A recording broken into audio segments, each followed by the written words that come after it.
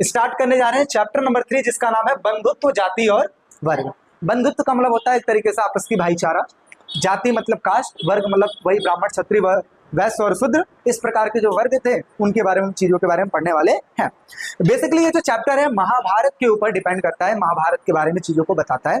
ठीक है, अच्छा महाभारत एक वो है मतलब मेन चीज है इसमें, और इसके साथ साथ टॉपिक्स तो बहुत सारे हैं जिसको हमें कवर अप करना। ठीक है, तो अब स्टार्ट करते हैं बहुत ही इंटरेस्टेड टॉपिक के साथ जो कि हर बच्चे को इजीली याद हो जाता है। जैसे क्या कि अंतर्विवाह में वैवाहिक संबंध समूह के भीतर होता है या समूह एक गोत्र, एक कुल, एक जाति अथवा एक ही स्थान पर बसने वाले जनों का हो सकता है। अब यहाँ पे जो गोत्र है ना, गोत्र के बारे में आगे क्लियर किया गया है कि सेम गोत्र नहीं होना चाहिए। ठीक है, कास्ट सेम होनी चाहिए लेकिन गोत्र एक जैसा नहीं होना चाहिए। ठीक है, ऐसा। चलिए, बहिर्विवाह क्या होता है? बहिर्विवाह गोत्र से बाहर विवाह के लिए कहा जाता है, इसे बहिर्विवाह कहा जाता है। ठीक है, आगे समझते हैं दूसरा टॉपिक क्या है, बहुपत्नी प्रथा और बहुपति प्रथा। ठीक है, बहु का मतलब होता है बहुत ज्यादा, पति का मतलब होता है जिसके बहुत ज्यादा पति हो, और बहुपत्नी जिसकी बहुत सारी पत्नियां। इसमें से भी कई बार 1 नंबर 2 नंबर में क्वेश्चन आ जाता है। ऐसा एग्जाम्पल के तौर पे आप लिख सकते हो, जिसमें बहुत सारे पति हैं तो उसका एग्जाम्पल आप लिख सकते हो, किसके बारे में लिख सकते हो? द्रौपदी के बारे में लिख सकते हो। और इसके अलावा जिसके बहुत सारी पत्नियां हैं उसका एग्जाम्पल कोई भी राजा लिख सकते हो। ठीक है, जैसे राजा दशरथ ही ले लेना, कोई दिक्कत नहीं। लेकिन उस समय खैर एग्जाम्पल तो आपसे नहीं पूछेगा, बस ये पूछेगा कि इसका मतलब बता दो। ठीक है, तो जो राजा की बहुत सारी पत्नियां होती हैं उनको ये चीज कहा जाता है। ठीक है, चलिए भाई नेक्स्ट बात करते हैं। अच्छा, इसमें बिंदुसार वगैरह भी ले सकते हो, जो अशोक के पिताजी थे उनका भी नाम ले सकते हो, कोई दिक्कत नहीं, क्योंकि एक राजा के कई सारे पत्नियां होती थी। ठीक है, चलिए तो ये भी हो गया। नेक्स्ट बात करते हैं। इसका डेफिनेशन आप ऐसे याद कर लेंगे तो ज्यादा ही अच्छा रहेगा, समझने के लिए आप वैसे समझे, बस याद कर लेंगे तो ज्यादा अच्छा रहेगा। चलिए नेक्स्ट समझते हैं। अगला है क्या है, अभिलेख क्या होते हैं और इसे सावधानी से क्यों पढ़ना जरूरी है। तो कल ही मैंने बताया था अभिलेख क्या होते हैं। एक हार्ड जो चीज होता है, हार्ड जैसे पत्थर हो गया, कोई भी ताम्र पत्र हो गया, या कोई भी चीज जो हार्ड होता है और जिसपे ऐसा लगता है कि अगर इस पे कुछ चीज लिख दिया जाए ना तो लंबे समय तक चल सकता है या लंबे समय तक टिका रहेगा, उसी को हम कहते थे अभिलेख लिखने वाले पात्र। ठीक है, तो मजबूत सतह पर लिखी गई लेख को हम क्या कहते हैं? अभिलेख कहते हैं। तो आप यहाँ पे ये देख सकते हैं, यहाँ पे खैर उतना अच्छा तो नहीं दिख रहा है लेकिन फिर भी अभिलेख जैसा कुछ बना हुआ है जिसमें कुछ चीजें लिखी हुई हैं, आप ऐसा समझ सकते हो। ठीक है, तो क्या है, सबसे पहले अभिलेख के बारे में पढ़ते हैं। अभिलेख पत्थर, धातु या मिट्टी के बर्तन जैसे कठोर सतह पर खुदे लेख को कहते हैं। अच्छा, दूसरा क्या लिखा है, अभिलेखों से हमें समाज के कई ऐतिहासिक अभिनायकों की झलक मिलती है। अभिनायक कौन बताओ? राजा को ही बोल सकते हैं, या ये नायक को ही अभिनायक भी बोल सकते हो। ठीक है, जो कैरेक्टर होता है, मेन कैरेक्टर, राजा को ही हम कहते हैं। तो राजा बेसिकली अभिलेखों में अपने साम्राज्यों के बारे में, अपने बारे में बहुत सारा है ना डिटेल्स देते थे, लिखवाते थे, ताकि आने वाले समय में लोगों को ये सूचनाएं मिलती रही कि भाई मैं कौन हूँ, है ना। जाहिर सी बात है, राजा चाहे जो भी है, हर व्यक्ति चाहता है कि दुनिया जाने कि मैं कौन हूँ, है ना। ऐसा आगे अब दूसरा चीज क्या लिखा है, अभिलेखों को इसलिए सावधानी पूर्वक पढ़ना जरूरी है। अभी यहाँ पे क्वेश्चन आपसे क्या पूछा गया था कि अभिलेखों को सावधानी पूर्वक पढ़ना जरूरी क्यों है, तो अब यहाँ पे आंसर आपसे ये बताया जा रहा है, सेम ऐसे ही आप करके लिखेंगे कि अभिलेखों को इसलिए सावधानी पूर्वक पढ़ना जरूरी है क्योंकि अभिलेख प्रायः उन लोगों की उपलब्धि, क्रियाकलापों तथा विचारों के बारे में बताते हैं जो इन्हें क्या करते हैं? लिखवाते हैं। जो क्या करते हैं? लिखवाते हैं। आगे, हर एक अभिलेख किसी समुदाय खास के दृष्टि से लिखा जाता था। देखिए मैंने बताया था, कल भी बताया था ये बात, कि मान लीजिए मैं कोई अभिलेख लिखवाता हूँ तो उसके बारे में किसके बारे में चर्चा करूंगा? जाहिर सी बात है, मेरे से रिलेटेड जो चीज रहेगा उसी के बारे में चर्चा करूंगा। तो सेम यही है, हर एक अभिलेख या तो कोई समुदाय की दृष्टि से लिखा जाता था, या तो बंदा कोई अच्छा काम किया है, किसी को कुछ दिया है, उसके बारे में करके लिखवा देता था। ठीक है, तो अभिलेख हर एक अभिलेख किसी समुदाय खास के दृष्टि से लिखा जाता था। इसलिए यह याद रखना आवश्यक हो जाता है कि ये ग्रंथ किसने लिखे हैं, क्या इसमें लिखवाया गया और इसके लिए इसकी रचना की गई है। यानी कि जो अभिलेख लिखा है, जब भी कोई अभिलेख शास्त्री इस चीज को पढ़ता है तो अपने ध्यान में एक बात रखता है, सबसे पहले चीज, आखिर ये अभिलेख लिखवाया क्यों, क्या इसका उद्देश्य रहा होगा, किसने इस चीज को लिखा है, किस चीज के विषय में लिखा है ना, ये सब चीज उसके दिमाग में क्लियर होता है। तो जब वो पढ़ता है तो सारी चीज को अपने ध्यान में रख के पढ़ता है कि हाँ भाई ऐसा ऐसा इसमें हुआ होगा। ठीक है, आगे, अगर हम इन ग्रंथों का इस्तेमाल सावधानी पूर्वक करें तो समाज में प्रचलित आचार व्यवहार एवं रीति रिवाजों का इतिहास लिखा जा सकता है, यानी कि या देखा जा सकता है। कहा जाता है कि अगर सारे अभिलेखों को पढ़ लिया जाए तो जाहिर सी बात है एक सुंदर समाज का हम चित्रण कर सकते हैं, है ना, क्योंकि अभिलेखों की संख्या कितनी है? लाखों में, और जो पढ़े गए वो कितने हैं? अंश मात्र हैं। ठीक है, ऐसा तो एक सिंपल सा डेफिनेशन अगर मैं आपको बताऊं तो अभिलेख क्या होते हैं? मजबूत सतह पर लिखी गई लेख को अभिलेख कहते हैं। और इसे सावधानी पूर्वक पढ़ना क्यों जरूरी है? इसे सावधानी पूर्वक पढ़ना इसलिए जरूरी है क्योंकि अभिलेख लिखवाने वाला व्यक्ति जो होता है वो मैक्सिमम अपने बारे में लिखवाता है, ठीक है, जिससे हमें समाज के बारे में ज्यादा जानकारी नहीं मिलती है। लेकिन सबके अभिलेखों को अगर पढ़ लिया जाए तो जाहिर सी बात है हमें समाज के बारे में जानकारी मिल जाए। साथ ही साथ कोई भी अभिलेख पढ़ा जाता है तो कुछ चीजें अपने दिमाग में रखी जाती हैं। सबसे पहले इसको किसने लिखा, इसको क्यों लिखवाया गया, लिखवाने का उद्देश्य क्या था, ये सब चीज दिमाग में रखा जाता है। समझ में आ रही बात? तो इस क्वेश्चन का आप आंसर इस प्रकार से करके देंगे, कोई दिक्कत है? अगला टॉपिक हमारे सामने क्या लिखा है? 600 ईसा पूर्व से लेकर 600 ईस्वी के बीच में कौन कौन से परिवर्तन देखने को मिले। खासकर ये 2 नंबर के क्वेश्चन में कभी काल पूछ लेता है ना। तो 2 नंबर के क्वेश्चन में जब पूछे तो आप लोग को करना क्या है? सेम देखो, याद करने वाली बात है। कुछ कुछ क्वेश्चन ऐसे होते हैं जो आपको याद करने चाहिए, है ना। तो देखिए ये क्वेश्चन उनमें से एक है जिसको आप याद कर सकते हो। 600 ईसा पूर्व से लेकर 600 ईस्वी के बीच में निम्नलिखित चीजों में परिवर्तन हुए। सबसे पहले आप क्या कह सकते हो कि आर्थिक और राजनीतिक जीवन में क्या हुए? परिवर्तन। आर्थिक का मतलब होता है पैसा। समय बदलता गया, टेक्नोलॉजी बदलती गई, जैसे ही टेक्नोलॉजी बदलेगी वैसे ही पैसा भी बढ़ेगा। तो समय जैसे जैसे बदलता गया आर्थिक चीजों में परिवर्तन आया, राजनीतिक चीजों में परिवर्तन आया, मतलब शासन करने के जो तौर तरीके थे उसमें भी चेंजेस आया, ठीक है। और क्या हुआ आगे, जिसकी वजह से सामाजिक जो समाज है उस पर बहुत ज्यादा व्यापक असर पड़ा। वन क्षेत्रों में खेती का विस्तार हुआ जिससे वहां के रहने वाले लोगों की जो जीवन शैली है वो बदल गई। जीवन शैली क्या होता है? जीवन को चलाने का तौर तरीका, है ना, वो परिवर्तन हो गया। साथ ही साथ शिल्प विशेषज्ञों के एक विशिष्ट समाज का उदय हुआ। शिल्प विशेषज्ञ कौन? शिल्प विशेषज्ञ वो जो मूर्ति वगैरह तराशना, विभिन्न प्रकार का डिजाइन बनाना, ये धीरे धीरे इनका एक नया वर्ग आ गया। जैसे कुछ समय पहले किसको पता था कि वीडियो एडिटिंग करना एक बहुत बड़ा एक वो बन जाएगा। आज देखिए लोग कोशिश कर रहे हैं, सीख रहे हैं, है ना, विभिन्न प्रकार का ग्राफिक डिजाइनिंग सीख रहे हैं इस चीज के लिए ताकि वीडियो अच्छी दिखे, और लोग कर भी रहे हैं। आज हमारा जो यूट्यूब पे या किसी भी इंस्टाग्राम पे हम इतना ज्यादा इन्वॉल्व रहते हैं, किसकी वजह से रहते हैं? एडिटिंग की वजह से रहते हैं। अगर वीडियो एडिट ना किया जाए तो क्या कोई देखेगा? नहीं देखेगा। क्यों? नॉर्मल सी वीडियो, अब जैसे यही वीडियो है, अब इस वीडियो को कौन देखेगा? इस वीडियो को वही देखेगा जो इस समय एग्जाम देना चाहता है और चाहता है अच्छे नंबर स्कोर करना, तो वो सोचेगा कि कौन सी वीडियो अपलोड हुई है, अच्छा चलो एक बार देख के देखते हैं, ऐसा।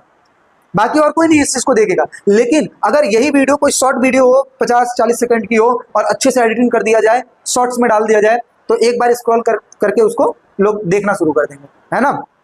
ये किसकी वजह से हो रहा है? एडिटिंग की वजह से। समझ में आ रही बात है?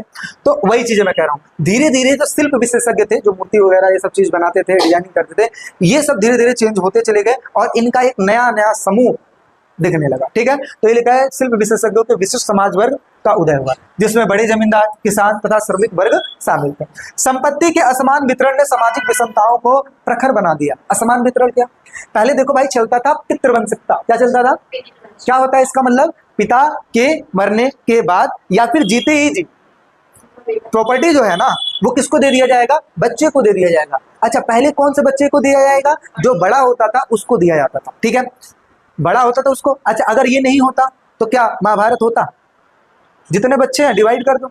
अच्छा, आज की डेट में देखा जाए तो पिता क्या करते हैं? प्रॉपर्टी का बंटवारा कर देते हैं। तो मैक्सिमम अगर देखा जाए तो कोई लड़ाई नहीं होती है। लेकिन अगर सिर्फ बड़े बेटे को दे दो, छोटे का ना दे दो, है ना, इस प्रकार से अगर ऊपर नीचे करोगे तो आए दिन लड़ाई देखने को मिल जाएगी। समझ में आ रही बात है? चलिए, तो ये लिखा है संपत्ति के असमान वितरण की वजह से जो सामाजिक विभिन्नताएं थी, मतलब विषमताएं, मतलब भेदभाव, ये धीरे धीरे क्या हुआ? धीरे धीरे प्रखर बनता चला गया, व्यापक रूप से दिखने लगा। ठीक है, चलो, तो ये हमने पढ़ लिया। मैंने बताया इंपॉर्टेंट है 2 नंबर के लिए या 3 नंबर के लिए, तो इसको याद करके रखेंगे तो ज्यादा अच्छा। नेक्स्ट बढ़ते हैं। अगला क्वेश्चन हमारे सामने क्या लिखा है? पितृवंशिकता तथा मातृवंशिकता में क्या अंतर है? तो जो वंश पिता से चले उसे पितृवंशिकता कहते हैं, जो वंश माता से चले उसे मातृवंशिकता कहते हैं। तो लिखा है पिता का पितृवंशिकता का अर्थ वह परंपरा, ठीक है, वह वंश परंपरा जो पिता के पुत्र फिर पौत्र फिर परपौत्र के हिसाब से चलता है, उसे पितृवंशिकता कहते हैं। और मातृवंशिकता शब्द का प्रयोग हम तब करते हैं जहां वंश मां से जुड़ा हुआ। चलिए आगे बढ़ते हैं, अगला समझते हैं मनुस्मृति के हिसाब से माता पिता की मृत्यु के बाद संपत्ति का बंटवारा किस प्रकार होना चाहिए। ठीक है, तो आप देखिए मनुस्मृति के अनुसार माता पिता की मृत्यु के बाद पैतृक संपत्ति का बंटवारा सभी पुत्रों में, देखिए क्या लिखा है, समान रूप से बांट दिया जाना चाहिए। समान रूप से क्यों? लड़ाई झगड़े से बचना है तो समान रूप से बांट दो, बात खत्म हो जाएगी, कोई ऐसी बात।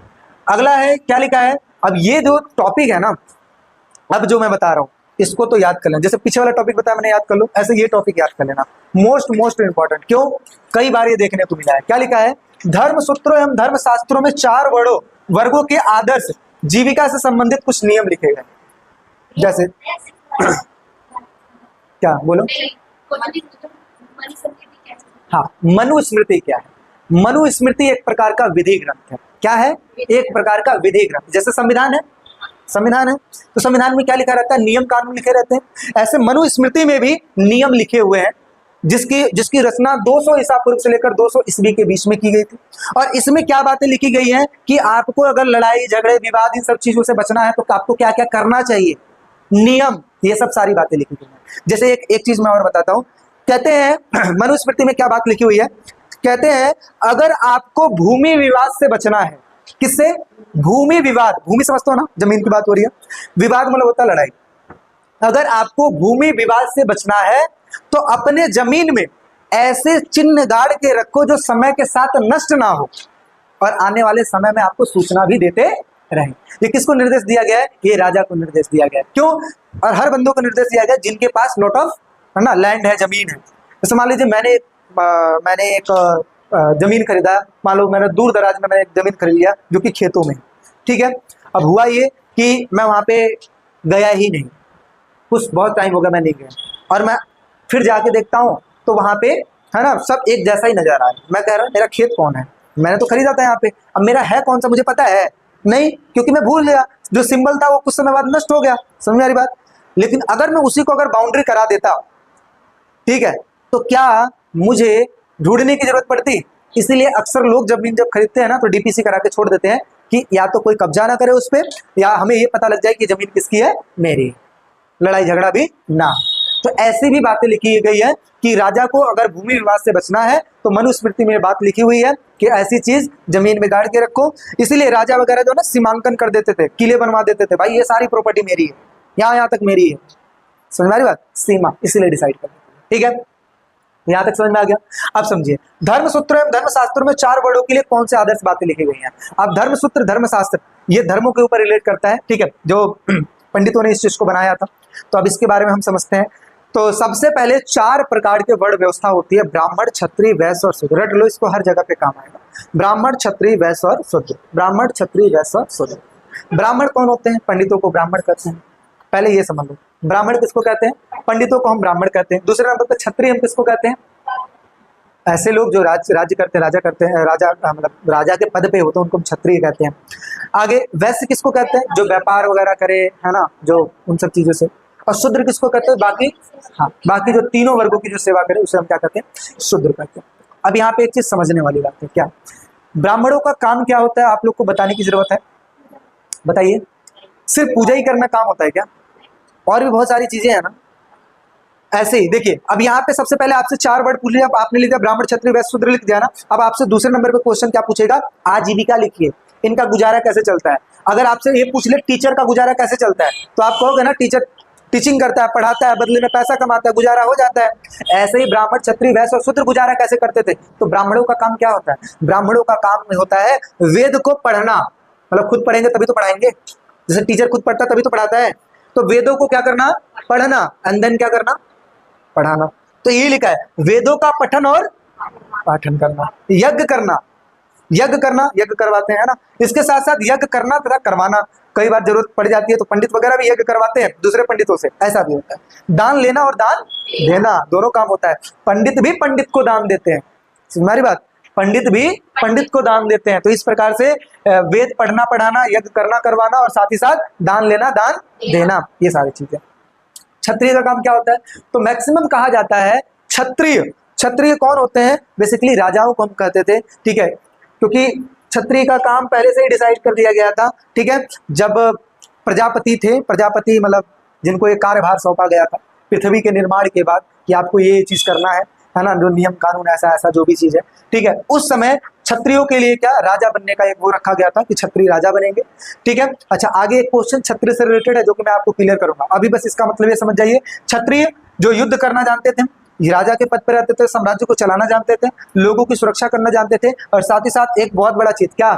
न्याय करना। और यहाँ पे बेड नहीं है, वेद है ये, ठीक है, वेद पढ़ना, ठीक है, वेद पढ़ना पढ़ाना ये इनका भी एक काम हुआ करता था। देखो वेद कोई भी पढ़ सकता है, समझ में आ रही बात है? वेद कोई भी पढ़ सकता है, ठीक है, कोई भी इंसान चाहे तो वेद पढ़ सकता है, क्योंकि आपको पता होना चाहिए, आपको इंटरेस्ट होना चाहिए, आपको जानना चाहिए कि हाँ भाई ये सब क्या चीज है, तो कोई भी पढ़ सकता है।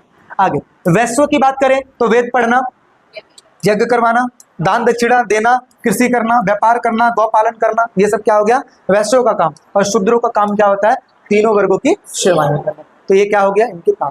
ठीक है, ये क्वेश्चन मोस्ट इंपॉर्टेंट है, कई बार आता है, तो इसलिए याद करके रखेंगे तो ज्यादा अच्छा रहेगा। अभी पूछो, आप लोग को कोई डाउट है, कोई दिक्कत है, कोई परेशानी, तो आप पूछ सकते हैं हमसे। चलिए भाई नेक्स्ट क्वेश्चन की तरफ चलते हैं। क्या लिखा है, क्या आरंभिक राज्यों में शासक निश्चित रूप से क्षत्रिय होते थे। अभी जब क्षत्रिय वाला टॉपिक पढ़ा रहा था, मैंने बताया था ना एक क्वेश्चन हम आगे बात करेंगे, तो ये वही क्वेश्चन कई बार पूछा है। क्या पूछा है, अभी जैसे बताया मैंने, क्या राजा बनने का अधिकार किसका था, क्षत्रिय का। तो क्या भैया ये जो बात बताई गई है वो रियल है क्या, हमेशा राजा क्षत्रिय बनता है क्या, ऐसा कोई जरूरी चीज नहीं है। हाँ ये कह सकते हैं कि मैक्सिमम क्षत्रिय बनते हैं, मैक्सिमम क्षत्रिय बनते हैं, लेकिन हम ये कहें कि सिर्फ क्षत्रिय राजा बन सकता है, ऐसा कोई जरूरी नहीं। समझ में आ रही बातें। अच्छा क्यों नहीं जरूरी है, क्योंकि ऐसे बहुत से एग्जाम्पल हमें देखने को मिल जाते हैं, है ना। अपने इतिहास को अगर हम पलट के देखें तो ऐसे बहुत से एग्जाम्पल देखने को मिल जाते हैं, जिससे थ्रू हमें यह समझ में आता है कि राजा बनना टैलेंट के ऊपर था, राजा बनना जनता के समर्थन के ऊपर था। समझ में आ रही बात। तो हर एक चीज मैटर करता था राजा बनने के लिए। क्या क्या चीज, पहले देखिए, शास्त्रों के अनुसार राजा का पद कई महत्वपूर्ण राजवंशों की उत्पत्ति दूसरे वर्णों से भी हुई है। यानी कि देखा जाए शास्त्रों के हिसाब से अगर देखा जाए तो जो राजा के पद पर बैठे हुए ऐसे बहुत से जो लोग थे, वो जिनकी उत्पत्ति कैसे हुई थी, दूसरे वर्णों से भी हुई थी। जैसे उठा लीजिए चंद्रगुप्त मौर्य को, कई लोग कहते हैं ये क्षत्रिय थे, कई लोग कहते हैं कि ये क्षत्रिय ना होकर ये वैश्य और शूद्र में आते थे। ठीक है, तो अलग अलग लोगों की अलग अलग विचारधाराएं हैं। ठीक है, तो इसके थ्रू अच्छा बहुत से और भी राजा हुए थे, सातवाहन वंश अपने आप को कुछ और ही बताते थे, क्षत्रिय नहीं बताते थे। तो वही चीज है। तो क्या लिखा है, मौर्य वंश के संस्थापक चंद्रगुप्त मौर्य के विषय में इतिहासकारों में मतभेद है। कुछ इनको निम्न कुल का बताते हैं, तो बौद्ध धर्म के हिसाब से इनको क्या बताया जाता है, क्षत्रिय बताया जाता है। तो ये कंफ्यूजन हुआ कि नहीं हुआ। आगे, मौर्यों के उत्तराधिकारी जिनका नाम था शुंग और कर्ण, ब्राह्मण थे। अब बताइए, ब्राह्मण होने के बावजूद भी ये राजा थे। तो हम कह सकते हैं ना कि राजा बनने का अधिकार सिर्फ क्षत्रियों को नहीं था, ये डिपेंड किसके ऊपर करता था, आपकी क्षमता के ऊपर, आपकी योग्यता के ऊपर। आगे क्या लिखा है, वास्तुतः राजनीतिक सत्ता का उपभोग हर वह व्यक्ति कर सकता था जो समर्थन और संसाधन जुटा सके। समर्थन किसका, जनता का समर्थन। आप जिताओगे तो कोई विधायक बन जाएगा, नहीं जिताओगे तो समर्थन, समर्थन मिलना चाहिए जनता का। और दूसरे नंबर पे क्या मिलना चाहिए, संसाधन जुटा पाना। देखो जनता भी उसी राजा से खुश रहेगी जो अपनी प्रजा को कभी दुख ना दे, या कभी दुख में प्रजा हो तो उसका निवारण करे, तभी तो राजा अच्छा कहलाओगे। तो यही चीज है। तो समर्थन तथा संसाधन जुटा सकने में जो राजा, मतलब जो भी व्यक्ति अच्छा था उसको राजा चुन लिया जाता था। आगे, राजत्व तो क्षत्रिय कुल में जन्म लेने पर शायद ही निर्भर करता था। मतलब कोई ये कहे कि क्षत्रिय में आपका जन्म हो गया तो आप राजा ही बनोगे, ये शायद ही ऐसा होता था, हर हमेशा सही नहीं होता था। आगे, शकों को जो कि मध्य एशिया से आए थे, जो कि अपने आप को क्या बताते थे, मलेच्छ तथा बर्बर अथवा अन्य देशीय मानते थे, लेकिन फिर भी वो राजा बने। आगे, प्रसिद्ध सातवाहन शासक गोमती पुत्र श्री सतकर्णी ने स्वयं को अनूठा ब्राह्मण बताया। ये एग्जाम्पल कुछ ऐसे दिए हुए हैं जिसके थ्रू आप ये समझ पाओ कि भाई क्षत्रिय बन होना, ठीक है, क्षत्रिय होने का मतलब ये नहीं होता कि आप राजा बन जाओगे। इसलिए ये सब सारे एग्जाम्पल आपकी ही बुक से उठा के एक एक लाइन में करके लिख दिया गया। सातवाहन स्वयं को ब्राह्मण वर्ग बताते थे, जबकि ब्राह्मणी शास्त्र के अनुसार राजा बनना तो सिर्फ क्षत्रियों को चाहिए था, लेकिन फिर भी ये राजा बने। लेकिन ये क्या थे, ब्राह्मण थे, फिर भी ये राजा बने। तो ये कुछ बातें लिखी हुई है, ये आता है, क्वेश्चन इंपॉर्टेंट है, तो इसको मार्क करके रखिएगा। चलिए भाई नेक्स्ट बढ़ते हैं, अगला क्वेश्चन। हाँ, ये चांडाल कौन थे, ये तो वेरी इंपॉर्टेंट है। चांडाल कौन थे, चांडाल कौन थे और इनके क्या क्या करता थे। ठीक है, चलिए भाई, ब्राह्मण कुछ वर्गों को, देखिए चांडाल का दर्जा किसको दिया गया, पहले इसको समझिए। ब्राह्मण, क्षत्रिय, वैश्य और शूद्र, ऊपर से करते ब्राह्मण, क्षत्रिय, वैश्य और शूद्र, ये चार हो गए ना। तो अब ब्राह्मण कहते थे, चांडाल वो लोग हैं जो इन कैटेगरी में नहीं आते हैं, इनको इन कैटेगरी में भी नहीं रखा जाता है, उनको हम क्या कहते हैं, चांडाल कहते हैं। ठीक है, ब्राह्मण कुछ लोगों को वर्ण व्यवस्था वाली सामाजिक प्रणाली का अंग ही नहीं मानते थे। इनके अलावा उन्होंने समाज के कुछ वर्गों को अस्पृश्य घोषित कर दिया था। अस्पृश्य मतलब जिनको टच करना भी पाप है, उनको घोषित कर देना। ठीक है, आगे, अच्छा दशरथ मांझी मूवी देखे हो क्या, जिसमें वो पहाड़ तोड़ देता है, बिहार की स्टोरी है, नहीं देखा? हाँ, जिस अपने वाइफ के चक्कर में वो क्या करता है, काट कर रोड बजाता है। बहुत ही बढ़िया स्टोरी, देखना कभी, ठीक है। चलिए, तो उस दशरथ मांझी में ये भी बात बताया गया है कि अस्पृश्यता कैसे होती है ना। उसमें एक व्यक्ति होता है, मतलब जो कि कैरेक्टर नायक हो, मतलब हीरो होता है, मेन जो पहाड़ तोड़ता है, वो जाकर ना शायद विधायक के लड़के को गले लगा लेता है। तो वो पहचान नहीं पाता कि ये बच्चा कौन सा है। बाद में बताता है, मैं वही हूँ जो बचपन में आपके इधर काम करता था। बस खूब मारते हैं उसको, खूब मारते हैं, गिरा के मारते हैं कि तूने टच कैसे कर दिया। पहले तो गले मिल रहा था, है ना। तो जब तक परिचय नहीं हुआ था तब तक तो गले मिल रहा था, बाबूजी हम कहाँ से आए हो। ये जैसे ही पता लगा कि ये तो वही है जो पहले नौकर का काम करता था, फिर अच्छे से तोड़े उसको। फिर वो कहता है कि अस्पृश्यता तो खत्म कर दी गई है ना। कहता है कि कानून कर दिया होगा ना, हम तो नहीं किए है ना, हमारी नजर में तो नहीं है ना, हमारी नजर में जैसे पहले थे वैसे आज भी। समझ में आ रही बात। तो अस्पृश्यता, तो इसी को कहते हैं छुआछूत, ठीक है। तो क्या लिखा है, इसके अलावा उन्होंने समाज के कुछ वर्गों को अस्पृश्य घोषित कर दिया था, सामाजिक विषमता को और अधिक जटिल बना दिया था। मतलब जो भेदभाव चल रहा था उसको और बड़ा कर दिया, है ना। आगे, ब्राह्मणों का यह मानना था कि कुछ कर्म विशेष रूप से अनुष्ठानों से संपादन से जुड़े पवित्र मानते हैं। जो अनुष्ठान होते हैं, जो बड़े बड़े पूजा पाठ करवाए जाते हैं ना, उसको अनुष्ठान कहा जाता है। वो क्या होते हैं, पवित्र होते हैं, ठीक है। पवित्रता की इस पहलू के ठीक विपरीत ऐसे कुछ कार्य थे जिसे हम क्या मानते हैं, दूषित। जैसे क्या करना, शव को एथनेस्टी करना, मतलब वही जिसको जलाना, और या लावारिस कोई चीज पड़ा है उसको लेके जाना, उसको, है ना, बहुत सारी चीजें, उसी को कहते हैं दूषित कार्य। क्या कहते हैं, जैसे देखते हो ना, जानवर मर जाते हो तो उसको कोई छूना पसंद नहीं करता, अरे यार छू देंगे नहाना पड़ जाएगा, ये करना पड़ जाएगा, इसी को दूषित कार्य बोलते हैं, ठीक है। आगे, ऐसे कार्य करने वाले को क्या कहा जाता था, चांडाल कहता था। स्वयं को सामाजिक क्रम में उच्च समझने वाले लोग इन लोगों को स्पर्श करना तो दूर, इनको देखना भी बुरा मानते थे।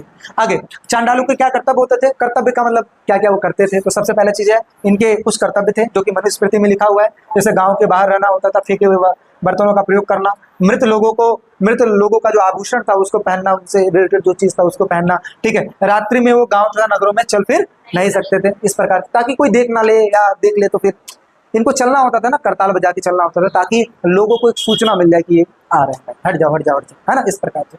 तो ये था चांडालों के बारे में कुछ बातें। अच्छा, तो अब यहाँ पे कंफ्यूजन ये होती है कि एक ग्रंथ है, उस ग्रंथ से आपने पढ़ लिया और पढ़ने के बाद बता दिया चांडाल ऐसे थे, है ना। ऐसा नहीं है, कई सारे ग्रंथों को मैच किया गया। क्या इसमें भी इनके बारे में जिक्र किया गया है, क्या इसमें भी इसके बारे में जिक्र किया गया है। तो आगे चल के पता लगता है कि हाँ, चांडालों के बारे में जो इन्फॉर्मेशन मिली है वो क्या है, सही है। वो क्या है, कई सारे ग्रंथों को मैच करके देखा गया है, तो पता लगता है चांडालों के बारे में जो इन्फॉर्मेशन है वो लमसम सही ही है, जो कि नोट्स में आप लोग को देखने को मिलेगा। चीनी यात्रियों का वृत्तांत जो उन्होंने चांडालों के बारे में लिखा था। देखो, ये चीनी यात्री कौन, चीनी यात्री वो जो चीन से आए थे, यहाँ पे जो इन्होंने देखा उन्होंने अपने पुस्तक में लिखा, और उसके माध्यम से चीजों के बारे में पता लगा। तो क्या क्या चीजें हैं समझिए। चीनी यात्रियों के वृत्तांत कुछ इस प्रकार है। कौन कौन से प्रकार के हैं इसको समझते हैं। पहला है फासियान और दूसरा है वेदसांग, ठीक है। तो फासियान के बारे में पढ़ते हैं। चीन से आए बौद्ध भिक्षु का फासियान का कहना है कि अस्पृश्यों को सड़क पर चलते हुए करताल बजाकर अपने होने की जानकारी देनी पड़ती थी, जिससे दूसरे लोग उन्हें देखने से दोष से बच जाएं। अगला, वेदसांग का कहना था कि एक अन्य चीनी तीर्थ यात्री का कहना था कि जल्लादों और सफाई कर्मी करने वाले लोगों को नगर से बाहर रहना पड़ता था। और अब देखो, एक ब्राह्मणी ग्रंथों में चांडालों के बारे में चीजें जो लिखी गई है वो किसने रचना की है, ब्राह्मणों ने रचना की है। और अब्राह्मणी का मतलब होता है जो ब्राह्मण नहीं थे उन्होंने जो रचना किया है, उनके भी ग्रंथों को जब मैच किया गया चांडालों के बारे में चीजें जानने के लिए, तो क्या लिखा है, अब्राह्मणी ग्रंथों और ब्राह्मणी ग्रंथों दोनों में ही चांडालों के बारे में जानकारी क्या मिलती है। इससे हमें ये जो डाउट है वो बिल्कुल क्लियर हो जाता है कि हाँ भाई, चांडालों के बारे में जो बातें इंफॉर्मेशन रखी गई है वो सही, ठीक है। आगे, लेकिन कभी कभी एक अलग सामाजिक वास्तविकता का भी इशारा देखने को मिलता है, क्योंकि देखो जो चीजें लिखी हुई है उस पर हम पूरा सटीक नहीं बोल सकते हैं। इनमें भी कुछ जो जानकारी मिली है, कुछ तो समान देखने को मिली है और कुछ अलग भी देखने को मिल सकता है। अब क्या है, कैसे है, वो इसके बारे में जब पूरा वृत्तांत पढ़ेंगे तब पता लगेगा। हालांकि बस इतना ही था। नेक्स्ट पढ़ते हैं। अगला कल के मनुस्मृति के अनुसार पुरुष कुल कितने तरीके से धन अर्जित कर सकते हैं, तो बहुत ही आसान है, एक बार में ही समझने वाला है। पुरुष को कहाँ कहाँ से पैसा मिलता है। सबसे पहला है विरासत। विरासत का मतलब क्या होता है, जो दादा परदादा से छूटते हुए चला आ रहा है ना। दादा परदादा के बाद हमारे दादा को मिला, फिर उसके बाद पापा को मिला, फिर मुझे मिलेगा, फिर आगे जनरेशन, फिर आगे ऐसे जो बढ़ते चले, इसको क्या कहते हैं, विरासत। क्या बोलते हैं। आगे, खोज का मतलब किसी चीज को आपने खोजा, जैसे आप कहीं घूम रहे हो, है ना, घूमते घूमते आपको कोई चीज मिल गया, तो किसका हो गया, वो मेरा है, तो इसको कहते हैं खोज, ठीक है। अगला क्या है, खरीद। खरीद मतलब किसी चीज को आपने क्या किया है, खरीदा है, और जब आपने उस चीज को खरीदा है तो क्या होगा, खरीदा है, उसका रेट अगर बढ़ गया तो किसका है, मेरा है, सारा प्रॉफिट मेरा है भाई। अगला है विजय प्राप्त करके, पहले के डेट में क्या होता था, विजय प्राप्त किया वो साम्राज्य किसका है, मेरा है। अगला निवेश करना, इन्वेस्ट करना, पैसे को हम क्या करते थे, इन्वेस्ट करके, है ना, जब उसका रेट बढ़ता था वो तो हमारा हो जाएगा। अगला है कार्यों के द्वारा, जो कार्य करेगा इंसान बदले में क्या मिलेगा, पैसा, किसका होगा। अब जैसे मैं कार्य कर रहा हूं तो बदले में क्या मिलेगा, वो किसका होगा, मेरा। चलिए आगे टॉपिक की बात करते हैं। एक अगला क्वेश्चन है, मनुस्मृति के अनुसार स्त्रियों को किस प्रकार से धन अर्जित कर सकते हैं। देखिए भाई, अभी तक हमने पुरुषों की बात की, पुरुष किस तरीके से धन अर्जित कर सकते थे, अब हम बात करते हैं स्त्रियां किस तरीके से धन अर्जित कर सकती थी। तो देखिए भाई, इसके कुछ नियम है, मतलब 6 प्रकार की बातें रख रखी हैं। जैसे पहला है वैवाहिक अग्नि के सामने, जब विवाह होता है तो अग्नि के सामने जो पैसा रखा जाता है, जो मिलता है, ठीक है, तो उसे, है ना, वो कहा जाता है कि वो स्त्री धन में काउंट होता है। दूसरा है वधुगमन के समय मिली हुई भेंट, जब स्त्री शादी करके जाती है तो जब उसको भेंट दिया जाता है, वो हो गया। स्नेह के प्रतीक के रूप में प्यार अपना प्रकट करने के लिए पैसा जो मिलता है, वो चीज। भाई और माता पिता द्वारा जो भेंट दिया जाता है वो भी इसी में आ जाता है। परवर्ती काल में मिली हुई भेंट, मतलब जो भी आने वाले समय में विवाह के बाद जो भी भेंट मिलता है वो सारा चीज इसमें शामिल हो जाता है। और वो सब कुछ जो उसके अनुरागी पति के द्वारा प्राप्त होता है, वो भी तो धन उसका है जो उसके पति ने दिया है। तो ये कुछ 6 तरीके हैं जिसके द्वारा हमने ये समझा है कि स्त्रियां किस तरीके से धन अर्जित कर सकती हैं। चलिए, ये भी आपने समझ लिया। अब हम आगे बात करते हैं। क्या लिखा है, महाभारत के लेखक कौन है। भाई देखो, मोस्ट इंपॉर्टेंट क्वेश्चन। अब मैं यहाँ पे 2 बातें बताऊंगा। पहला, अगर आपसे 1 नंबर में कोई क्वेश्चन पूछे कि महाभारत के लेखक कौन है, तो आप कहोगे महर्षि वेद व्यास। क्या बोलोगे, महर्षि वेद व्यास है। लेकिन अगर आपसे ये पूछे कि महाभारत के लेखक कौन कौन है, जो कि 8 नंबर में आपको लिखना हो, तो आपको ये सारी बातें लिखनी पड़ेगी। क्योंकि कहा जाता है कि अलग अलग समय पे अलग अलग लोगों ने इसमें कुछ ना कुछ चीजें ऐड करते चले गए, इस वजह से हम इसको लेखक किसी एक को नहीं मानते, बल्कि कई लोगों को मानते हैं। तो देखिए क्या लिखा है, महाभारत का लेखक कौन है, यह विवाद का विषय है। यह माना जाता है कि मूल कथा के रचयिता कौन है, भट्ट सारथी, ठीक है, जिन्हें सूत कहा जाता था, ठीक है।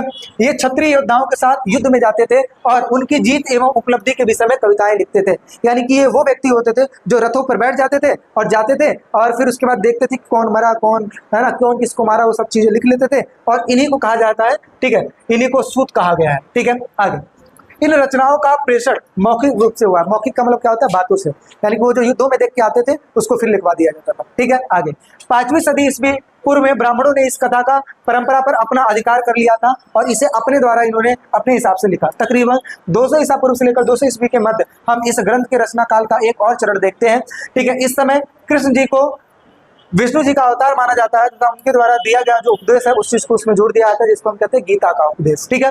आरंभ में, स्टार्टिंग में अगर देखा जाए तो इसमें 10,000 श्लोक थे, लेकिन आगे चल के धीरे धीरे ये 1 लाख श्लोक इसमें धीरे धीरे मतलब होते चले गए।